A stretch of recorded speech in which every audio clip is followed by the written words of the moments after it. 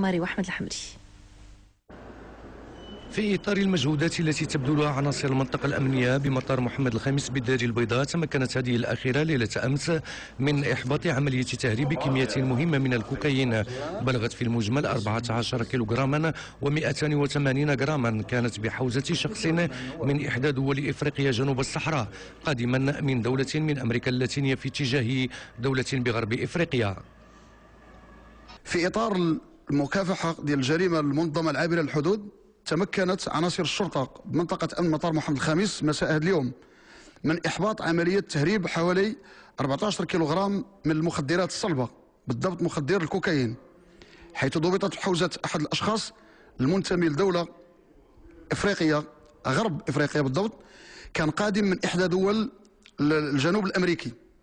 حيث أن العناصر الأمنية تركز على هذا النوع من الرحلات وكتضبط المسافرين وتقوم بالتحريات اللازمة قبل وصول الرحلة وأثناء وصول الرحلة.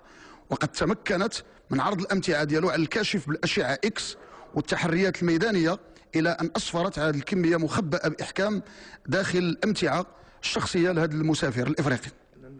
هي كميات غير مسبوقة تعكس بجلاء المجهودات واليقظة التي تتحلى بها المكونات الأمنية لهذه المنطقة الحدودية، علما أنه في ظرف أسبوع أحبطت التدخلات الأمنية 3 عمليات أخرى أسفرت عن حجز 7 كيلوغرامات ونصف، ليصل العدد في غضون أسبوع حوالي 22 كيلوغراما من مادة الكوكايين. 140 محلا تجاريا أتت عليها نيران حريق